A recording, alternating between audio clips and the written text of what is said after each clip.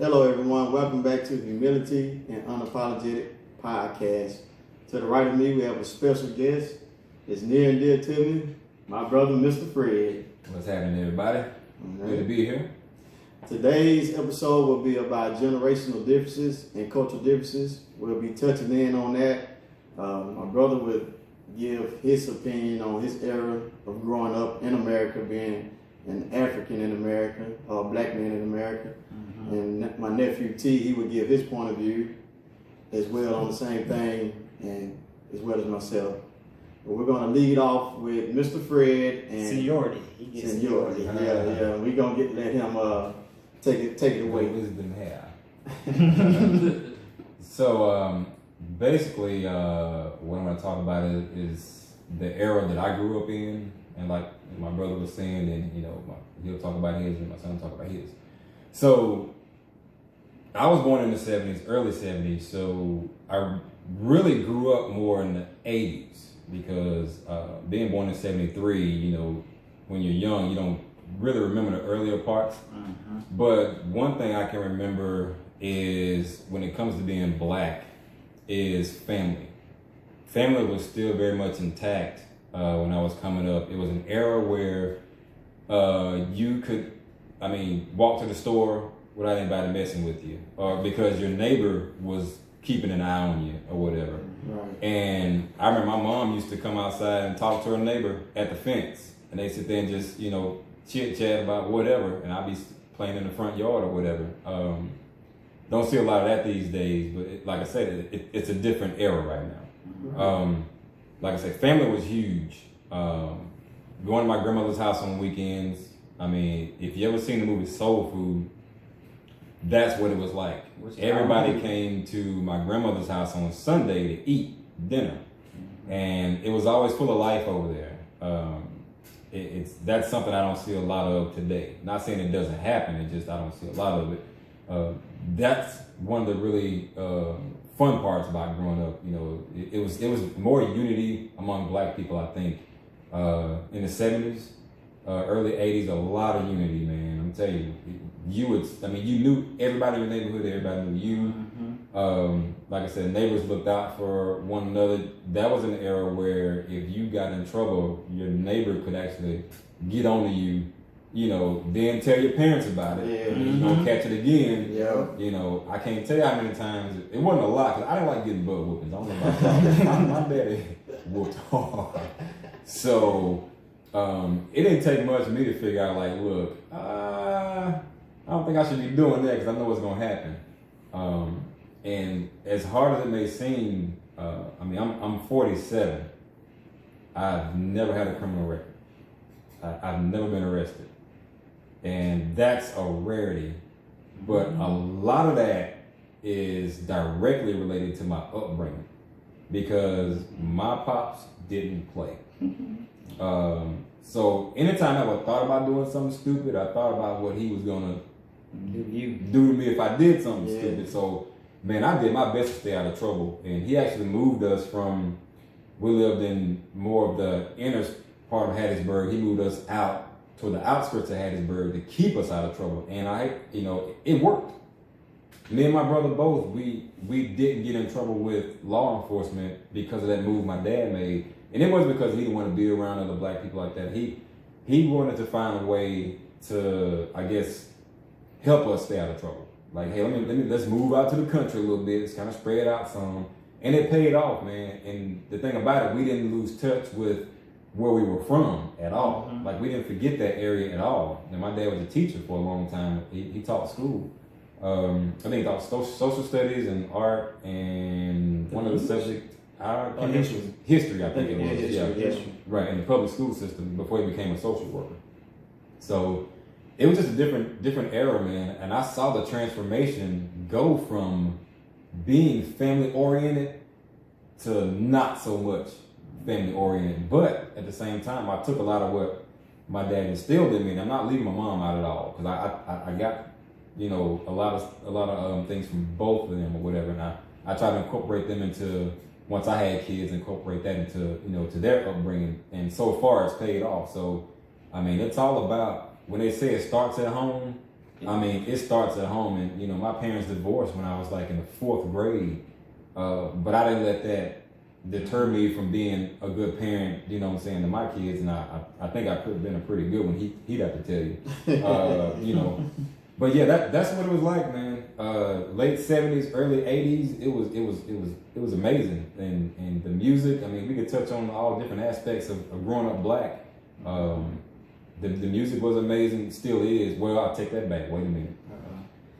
I'm getting kind of off topic, but and y'all can debate me on this, but the greatest era of music, 70s, 80s, 90s. Cut it off. Alright. Now, I'm not saying there's not good music out there. Yeah. It is. You got some hitters here and there. Mm-hmm. But back in those days, it was consistent. Yeah. It was consistent, man. Mm-hmm. So that's one of the things I miss, and that's why I brought them up on old school. Yeah. They know Marvin Gaye.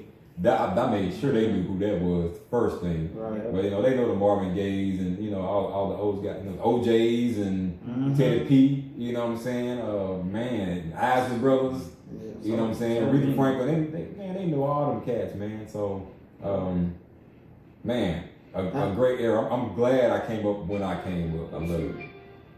How was the neighborhoods like? Man, you growing up like. I know. Sometimes, like you can be at just say Miss Sue house up the road, and your mom know where you at. Yeah, she really didn't have to worry about you not coming home. That's exactly how our neighborhood was, man. I grew up in the Glendale community, and all the parents knew basically all the kids. So no matter where you went, that parent knew. You know what I'm saying? Everybody knew my pops in the neighborhood. Yeah. My dad had the best parties, y'all. I'm sorry. Yeah, I heard. My dad had the best parties back. That's back when they put records on. They wouldn't go pop up, sync your phone up to something. Nah, y'all get on that. But man, the neighborhoods was great, man. Me and my friends used to ride our bikes everywhere. Yeah. Everywhere. And you know what I'm saying? My dad would just say, be home by a certain time. Yeah, that was it. You know what I'm saying? It was, you ever heard the expression, be home before the street light come on? Yeah. That was it. Don't let them street lights come on. You not be in this yard. So, and even sometimes we were in the yard, we would still be outside playing. You know, just in the yard. We couldn't be down the street, but we felt safe back then. Because if we were down the street, like I say, you know, Mr. Kroom or you know Mr. Duckworth or whoever back in the day, the dads they all knew who the kids were and made sure we stayed out of trouble, man. Yeah. So great time. So the neighborhood, they were more family oriented. Yeah, very much, man. It wasn't so distant. No, I think with yours probably was like nobody really moved out. Everybody kind of sat there and stayed. Right. There's no with y'all was like it wasn't no moving because my kid want to go to a different school. No, you lived there, you stayed there. Nah, there are a lot of people in the neighborhood that I grew up in. The parents still there. Now the kids grew up and moved. But the people who anchored that neighborhood. Dude, a lot of them are still on that street, man. Yeah. You know, if you know the ones who are still here, some may have passed, 1 or 2 may have passed away, a couple of them, but you know, for the most part, they're still there. Yeah. So being a child or whatever, adolescent growing up in the 70s to the 80s, it was more of a respect level for your elders. Man. More than what you see today. Right. Yeah. Because you hear people say yes sir, no sir, yes ma'am, no ma'am. I mean, and that's the case, and we did that. And I still do it now. But that's what it was. It was respect thing. A lot of it was because you didn't want your butt whooped. You know what I'm saying? Yeah. I think parents were more involved back. Not saying they don't do it now, but it's different, and I see it. Yeah. You know what I'm saying? My dad just we couldn't wait for him to get home from work. You know, and what's crazy is now my kids, because I have 2 older and 2 younger. The young ones, man, they fight to see who can hug me first when I come home. When I leave work every day, I can't wait to get home to see them at the door. Yeah. You know, a lot of times, everybody's not like that. You know what I'm saying? Because some parents leave one job and go to another. Or it's a single parent household. So it's different, man, but I wouldn't say we're a lost cause. You know what I'm saying? I just think we gotta get back to basics. Yeah. And that's taking care of one another. That's it, man. That's it. We kind of drifted away from that. Right. But now's the time. The time is now, especially with everything that's going on in the world. Yeah. It's time for people of color to be united. African Americans to uplift one another. Like back in those days. Because we kind of got away from it, and that's what I was going to touch on with my generation growing Right. up. So I grew up I was born in the 80s, 86 to be exact, and I grew up in the 90s. Well, things started to change kind of different from when Fred grew up. Still had some of the same culture things that you had to deal with as far as be home for the street light come on. It still was neighborhood oriented. You saw kids riding bikes, and it was safe to kind of ride your bikes. But the crack epidemic hit, so that kind of changed things because now you got gangs growing up, different facets of gangs and stuff, and you got greed and money. The goal tends to change. It tends to change. Because I was going to ask y'all, what does the year 1826 kind of do for you? Anything? 1826? Yeah, see, it's just another year. Yeah. Something happened out there. Yeah. Well, that year was the first year that the photograph was published. Okay, so right now I'm going to take you on the journey, right? I'm ready this time. I'm ready. Machine. You ready? I'm ready. Let's go. Got the seatbelt on? Yeah, I got on this time. All right, so we're going to go all the way back to slavery, something that everybody is pretty much familiar with. Yeah. Right? Right, agree? Yeah. You understand about they came over to Africa, the slave boats and all that. But out of that, great people came about, like Frederick Douglass, Harriet Tubman, I love Harriet, just to name a few. So fast forward to the Civil War, which took place from April 12, 1861 That's right. to April 9, 1865. All right, during that period, in 1863, Abe Lincoln signed the Emancipation Proclamation, which reads, all persons held as slaves within rebellious states in or henceforth should be free. So that freed all the slaves according to the Emancipation Proclamation. Whereas white Southerners, they did not want to release their slaves, which sparked the Civil War. All right, so fast forward that, just a brief history lesson on how the black generation got to somewhat of a hopelessness state. All right, so brought over the slaves, Civil War, you got to fight for your freedom. You got a president that believes in you and believes that slavery is wrong, so he signs the Emancipation Proclamation freeing all the slaves. But he gets assassinated. So his predecessor, Andrew Johnson, takes over. And during his tenure, he has his thing, because once you abolish slavery, once you do with slavery, then you gotta wonder, where do we go from here? Like everybody just throw down these picks and whatever and just, I'm free. Well, no, it was a thing called a Reconstruction era. And they don't discuss that. They don't teach you about that in public school. You have to dig a little deeper to get that, or have somebody with a little knowledge that teach you about the Reconstruction period. Well, the Reconstruction period, you hear the term all the time, 40 acres in a mule. That is what that is. So after the Union beat the Confederacy, then Andrew Johnson was pretty much telling them, and you got to give us some of your land. But the white Southerners, they weren't really feeling that. No. So they went to Andrew Johnson and told him he had to reprimand them for their property, because pretty much they paid for our ancestors, so they belong to them. So they were like, we want to be reprimanded. So he kind of developed something sort of like the FBI, or whatever, to go down and make sure that all free slaves was able to get their share port. But Andrew Johnson was from the South himself, so he kind of had some of those values. He was somewhat of an oppressor, but he needed in order to be a white Southern, you want to keep your property, keep your land and stuff like that. You had to go and beg him, literally. He wanted them because he was a poor white. He wasn't like a plantation owner. So he come from the slums. So they did, and then therefore sharecropping took place. So it was another form of slavery. So black people like, my God, we just fought a war. So here we are back. Right back where we started. So they go crush them again. Hopeless. All the hope is leaving. You're like, my God, what do we have to go through? Fast forward. All right. Civil War. I mean, not Civil War, but Civil Rights. The Civil Rights movement in the 60s. We shall overcome. We sit down And at that time, black people were together. Jim Crow laws was developed towards us. Like, okay, well, we'll give y'all your freedom, but this, that, yada, yada, yada. Mm-hmm. So therefore, just, speaking to the people, to the oppressed, and people who want to be uplifted,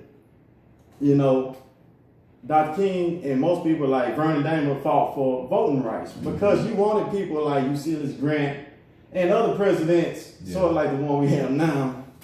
But back in the day, they was well-known races. Some of them was slave owners. Yeah. So in order for our voice to be heard, we want to get the people in there that we think have the best hope of getting us out of whatever hopelessness that we're going through. So therefore, that's why a lot of people are like, well, I don't vote, my vote don't matter. But that's what they was fighting for then, because some of the candidates, what they were totally against slavery and stuff like that, and they wanted kind of to desegregate schools and all this and stuff like that. So fast forward, you got the civil rights movement.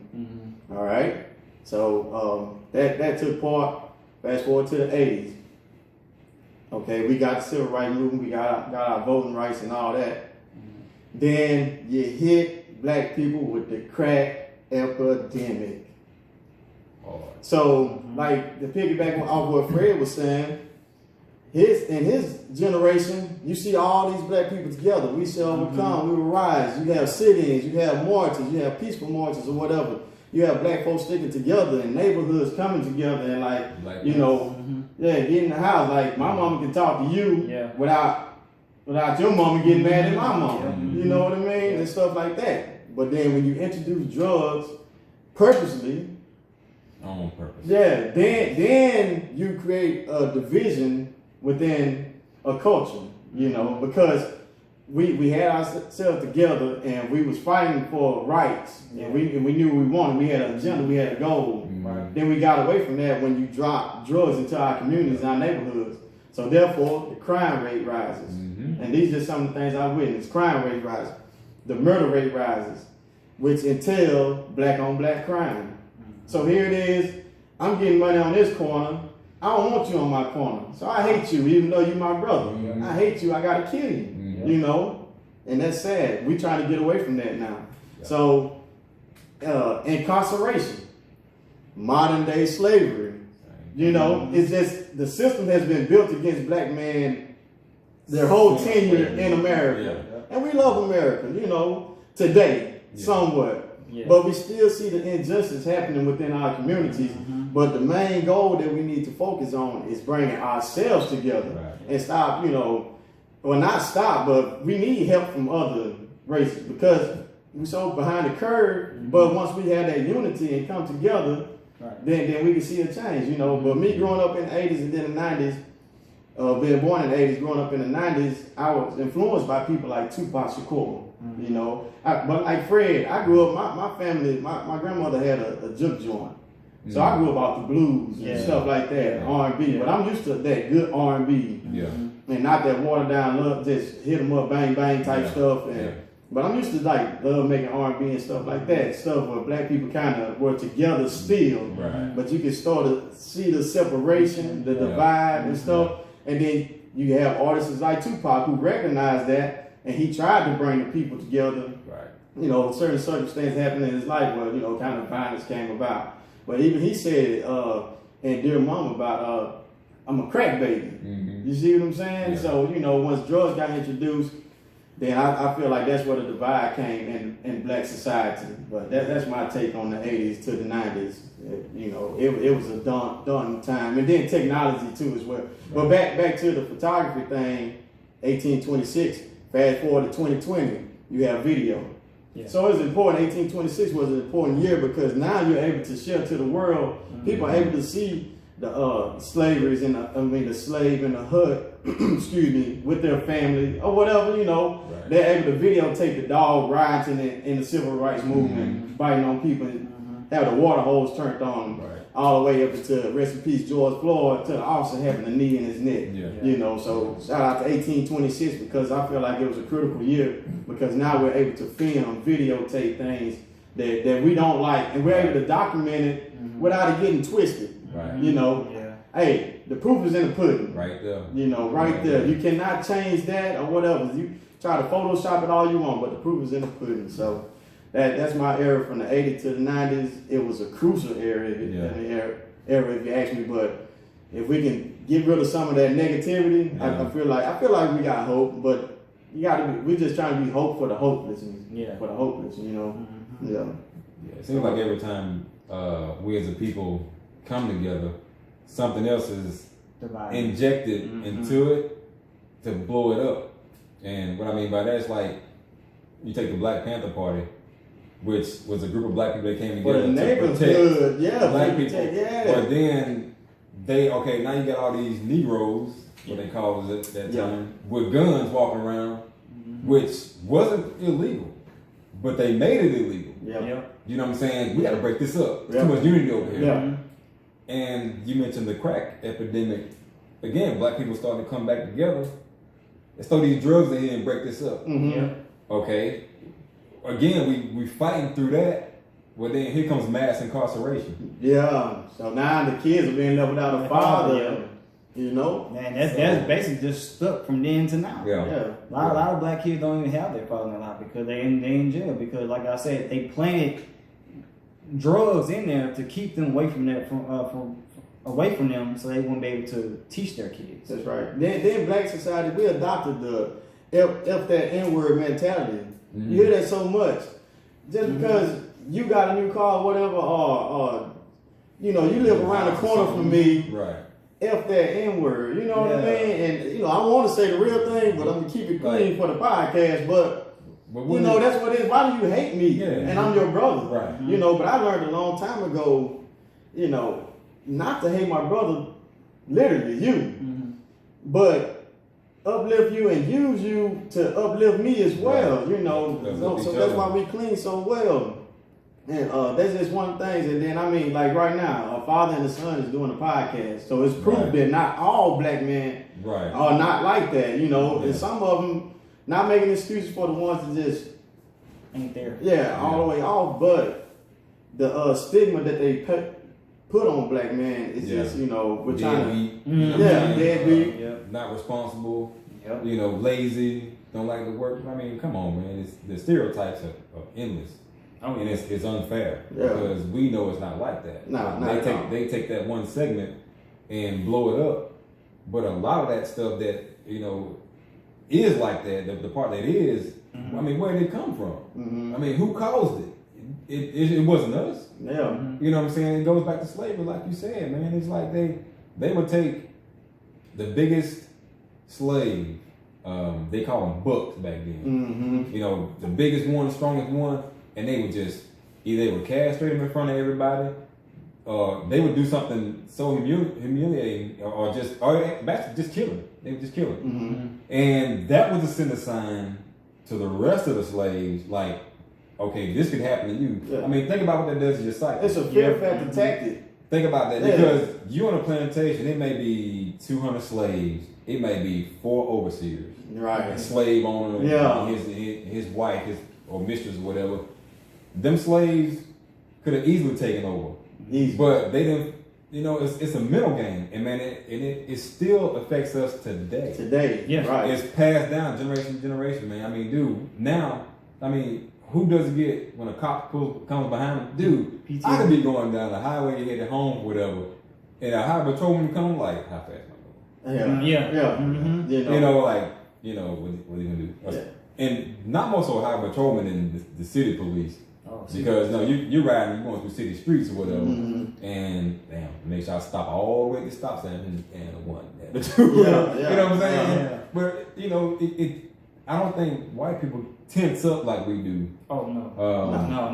Police around. I'm kind of getting away from what we talking about. But that's that mental. And I want you to talk about, you know, your era, the 90s to the 2000s, and you know, the tech era and stuff like that. But I do want to weigh in on what you just said.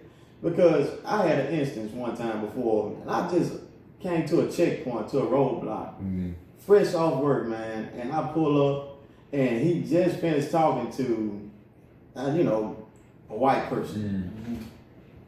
Hey, have a nice day. Just see your license. I pull up and just license, like and I'm like, dude, really? Like, I don't even look threatening. If you know what I mean? Like, I was covered up and stuff like that, but just that fear factor that you have towards me for apparently no reason was uncalled for, and that plays with your psyche. Yeah. You know, and it makes you worried, like, for your kids. Mm-hmm. You know. Yeah, we shouldn't, like you said before, we shouldn't, like y'all said, we scared. Like, I got pulled up one time, I was shaking so bad. I was like, I didn't know, because a lot of stuff was going on, so I'm shaking like, what is he gonna do to me?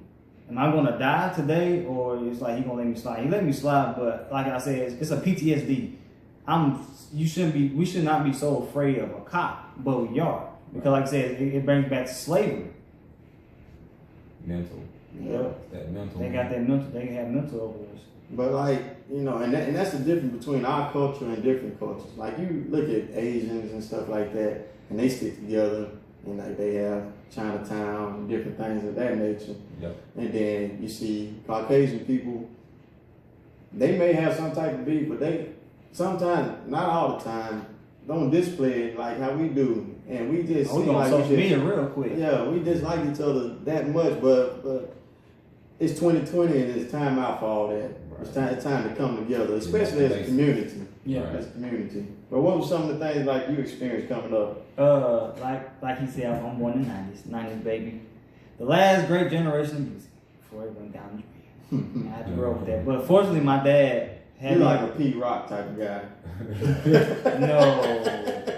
That is so disrespectful. That's disrespectful for you. Well, go ahead. Bro, I know you just messing with you. I'm just big. Public enemy? Yeah.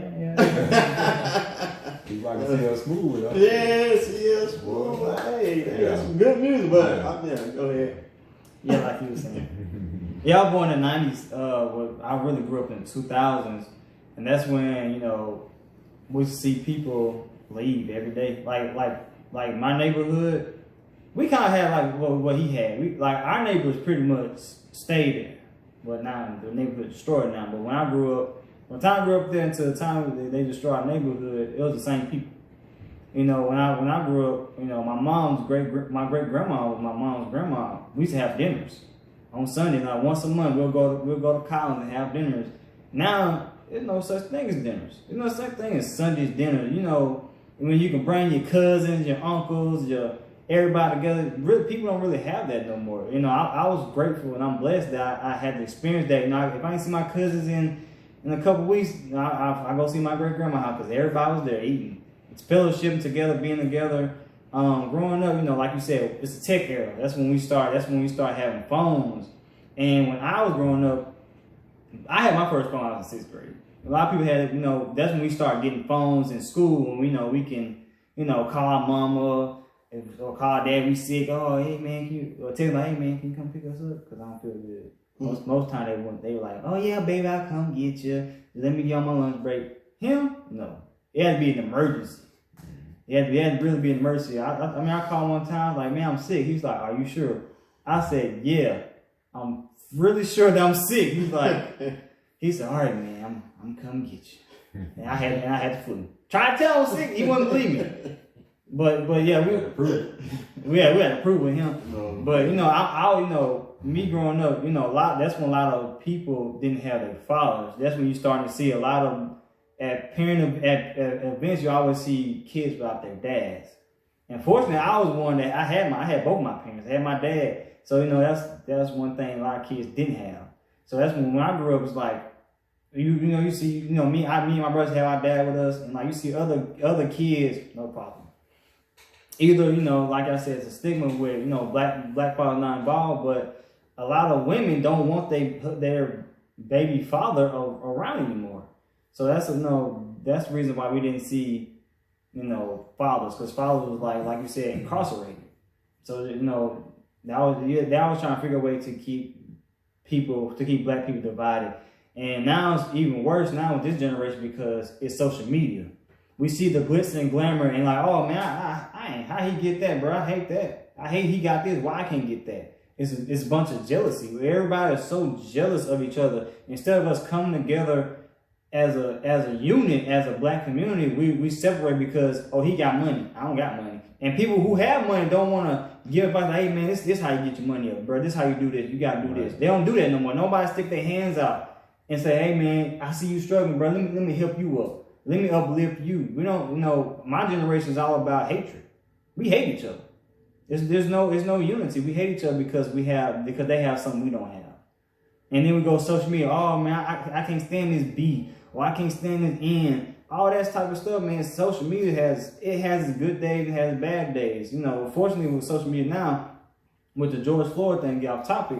Thankfully we have stuff like that, like a camera, like you said. If it wasn't for 1862, we wouldn't hit 26. We never had a camera. Mm-hmm. And fortunately we had it now, so we can record stuff. Right. But we didn't, that's why we kind of grew up. I didn't really, I grew up, but I don't have it like now. Like, little kids, 5 years old, got phone, bill phone.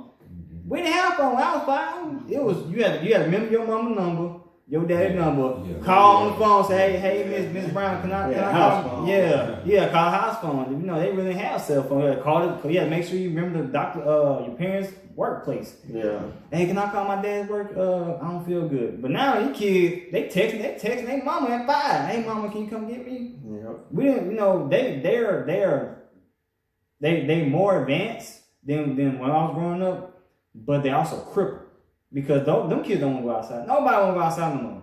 I understand why, but you should. When I was growing up, we was outside every day. It wasn't every single day we was outside. They don't know how to socialize. Yeah. I think, and I'm not taking away from what you're saying. No, it's fine. I think today's generation they're extremely selfish because it's way more about image now. Yeah. Back then, we didn't give a damn what you look like. Yeah. You know what I'm saying? That's my dude over there. You know what I'm saying? That's my homegirl right there. Now it's like, it's all about image, man. It's like, what, you know what I'm saying? How big your eyelashes are. You know what I'm saying? How much injection is in your butt? Yeah. How big your wrist is. Right. It's like, how much, we called it ice at one time. What ice on your wrist, you know what I'm saying? Come on, man. It's so materialistic now. Oh, yeah. It's all about, look at me. Look what I got. Microwave money. What do you have? Right. It's microwave. We want that quick money. It's not about us. Everybody want to make money faster. That's where people go to slang dope. Hey, I find a way to make some money. I'm gonna go slang some dope. You can work at McDonald's. You gonna get paid. You might not get paid what you want to get paid, but at least you have something to look forward to. Everybody wants that's why a lot of people go to YouTube now. Oh, maybe YouTube channel and blow up, and then I can make some money.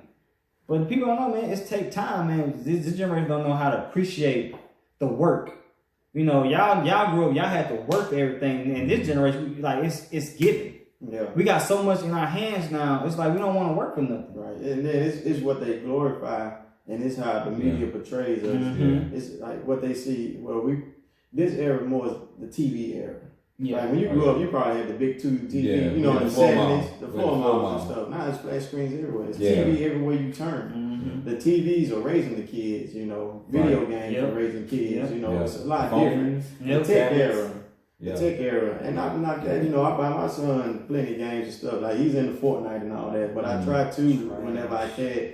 Trash. Who played? I'm no disrespect to somebody who played, but who played that? It looks so boring. Yeah, but but you gotta take time to teach your kids as well and teach them life lessons and stuff. I think this generation is more. It's like babies having babies, so there's no grandma because your granny's is in your 30s. I hate to say it, like she can be 16. Your mom can be. It's the maturity factor. Yeah, because you got grandmas that had babies when they were 14 and 16. Yeah.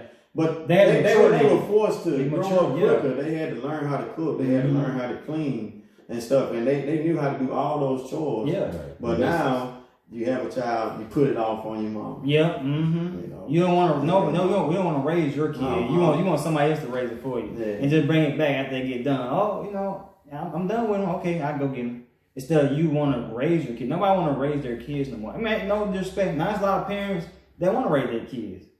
But there's some parents they quick to throw into their auntie or their mama. Oh, can you help watch the kids for a week? But that's the generation differences. Mm. But we've established all of the problems. Do you have any solutions for the viewers or the listeners? That can maybe change the culture because we know what all the problems are. Right. There's too many problems. But what type of solutions do y'all like have in mind? I think it's getting back to the basics, man. Yeah. It starts at home. Mm-hmm. It's sitting down with your kids and talking. You know what I'm saying, and engaging in discussion. Yeah. You know, I think a lot of times, especially today, kids and parents, they're quick to go their separate ways. Yeah. Oh yeah. It's like the kids off in the room playing a video game or, you know, on Snapchat or whatever. And then the parent is just like, well, they quiet, you know. Yep. So you have to engage, man. And I think when you engage with your children, that's how you find out what's going on with them. Mm-hmm. And who they are. Yeah. And who they are. Yeah, you know their personality. Like I always told my boys, like, don't be afraid to come and ask me something. My door is always open. And sometimes they will and sometimes they won't. Yeah. But you can't, one thing they can never say is, I didn't know I could talk to him about that. No. I told them from the get-go, man, don't try to work stuff out, figure stuff out on your own when you don't have to. Like, you know what I'm saying? I wish I had the type of relationship with my dad that I had with my boys, because my dad was always working. Now, when he devoted time to us, don't get me wrong, but if I had all to do over again, I would have wanted more of that. Because as a parent now, I'm like, dang, I wish, I wish I would have done more of that with Pops or whatever. Mm-hmm. But, you know, I could talk to my dad back then, but kind of, you know, when I was growing up, you kind of went to your mom and stuff. Hey, mama, can I do this? Actually, dad, you know what I'm saying? Because dad was most likely at work. Yeah. So, but that's what I say, man. We got to get back to the basics of family. Yeah, family. Yeah. That's the most important thing. And then just, you know, I just had a thought, piggyback, like, even just the TV shows, Family Matters. You know, sitcoms, like you saw families. The Cosby Show.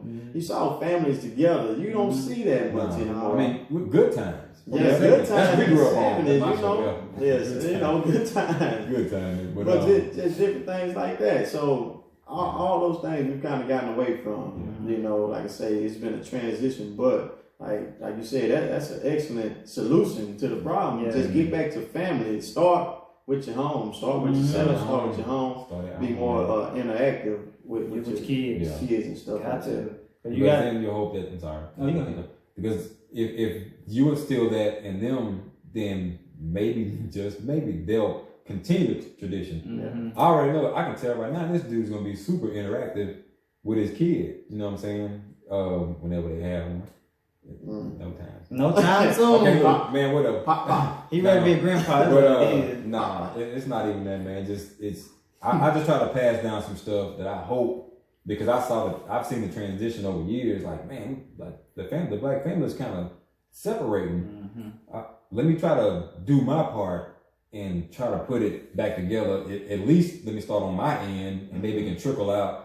And then surround yourself with like-minded people. And, you know, maybe they can reach out to somebody who may not have a father or something like that. And, you know, that's all it takes, man. Reaching out to one kid who may not have a father, showing him something, and then that can change his whole mindset. You know what I'm saying? And what's it? Each one teach one. And just let it trickle down like that, man. That's what I think. But I adopted that same mindset a long time ago. Is if you could just change one child, grab one child and show him something better than what he's been seeing. I feel like that you've done, made a difference. Like I say, with this podcast, we're here to change the community. And you got to change the community before you can change the world. And I strongly believe in that. It starts at the bottom level. You change yourself. It's like you building a house. Build a foundation before you start. Before the house starting to come together. You change yourself. You can't start the roof right. Exactly. You build yourself up. You start your house literally, and then your community. Then you go from the community to the city level. City level to the county to the state, then the world, you know what I mean? Or your country, then the world. But it got to start somewhere. You got, like Mike Jack said, you got to make that change. Make that change, man. Start with the man in the mirror. It's important. That is important for our youth. You gotta teach them family. You gotta show them it's a family thing. It's not. You don't have to do it on your own, man. They lost right now, man. Man. I see it every day when I'm out. I'm like, man, I wish I could. It may just be in passing, not necessarily like I'm right there next to somebody, but I may just be able to stop, like, man, You know what I'm saying? And just see something that just don't, you know what I'm saying? Like, I wonder what's up with that kid or whatever. And then, you know, I just, light turn green, I'm gone. You know what I'm saying? So, you know, instead of me making you turn, go there and see what's happening, you know, it's going to take more of that interaction. Yeah. Right. I went to a Hasbro High game one time recently, and I was in the line to give you some nachos. Mm. And you would have thought it was nothing grown people out there the way they was cursing. Oh man, that's one thing that this generation the mouth is filthy. When I was young, man, you couldn't live like that. Get slapped in the mouth. Right. Mm-hmm. And another key thing for a solution will be pray with your kids. You know, pray over your kids, pray with your kids. I can't stress that enough. This is important. Because once the streets get a hold to them, it's kind of hard to get them back. Mm-hmm. Yep. But once you instill something in them, some type of value, some type of morals, you know, something for them to believe in, grab a hold to and have hope. Right. Because see, the guy on the outside, he's just trying to use them, so he will put anything in his head to get him to do his work or whatever. Mm-hmm. And then, you know, leadership, just to touch on Black history and black culture with the gangs. Mm-hmm. So now you got your child being misled because they looking for a father figure, something that they don't have. And I mean, everybody incarcerated is not a bad person, you know. And a lot of them are there, don't deserve to be there, you know. Especially like kind of with the weed thing. But that's another show. We'll get more deep into that as far as legalizing marijuana and stuff like that. But people serving 15 to 10 years for selling marijuana, you know, some stuff. Right. But anyway. Pray for your kids, man, because once the demons and devils get a hold to them, it's kind of hard to get them back. It's hard to break that chain, you know, once they get a taste of that life. Mm-hmm. That's why you see a lot of kids around here sagging. Yeah. Oh my God. They lost. I think that happened right around, because when I started seeing it was in middle school. Because everybody started having their pants a little bit low. And matter of fact, I think my 8th grade year, they cracked down it completely. I was like, okay, you get sagging, you getting rolled up. I was like, you put my pants up. I mean, I wasn't saying like my butt was showing, but I had a little, it was like a trend. It's like a little trend for, you know, to have your pants a little low below your waist. It started before that. Yeah. My generation, I mean, it started. Yeah, you know, it wasn't clothes and sagging. But the sagging, it wasn't as low. Just off the waist or whatever. You go back and look at old videos and catch that. I mean, you know, some people sagging in it, and some of that was with I think like with gangster rap and all that. And then everybody, because you see something, you imitate it, and it takes on. Now, like with social media, it's instant now when somebody does something and you share it, and now all your friends see it, their friends see it. I mean, you know what I'm saying? And I wish Black people would get back to, like when I was coming up, it was a sense of style, like it was being, you know what I'm saying? It was not necessarily you got to come out in a 3-piece suit, but just have an awareness about your appearance. I think a lot of youth today, they don't care about their appearance. It's, you know what I'm saying? They gotta realize how this game is played. I mean, you can't walk into a job interview with your pants hanging off your butt. You're not gonna get hired, not unless your homeboy is the manager. That's the only way. But in the real world, that don't work, man. So I saw a clip somebody posted. I think it might have been yesterday, man. It was on Facebook. I think it might have been on Instagram. It was a bunch of brothers walking out the street. I saw that. Yeah, all the suits on. I was like, man, that right there, bruh, that scares white people more than the sagging, bro. I'm trying to tell you, because now you're thinking, oh my God, they're educated, you know how to dress.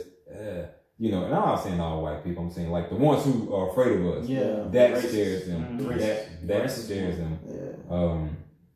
So yeah, man, that's a cultural difference that I would like to see, because I came into the era of the sag. I never got into it because I just thought it was stupid. Especially when I found out it came from prison. That when you sag, that meant you was open to having somebody who's a booty boy plug your butt.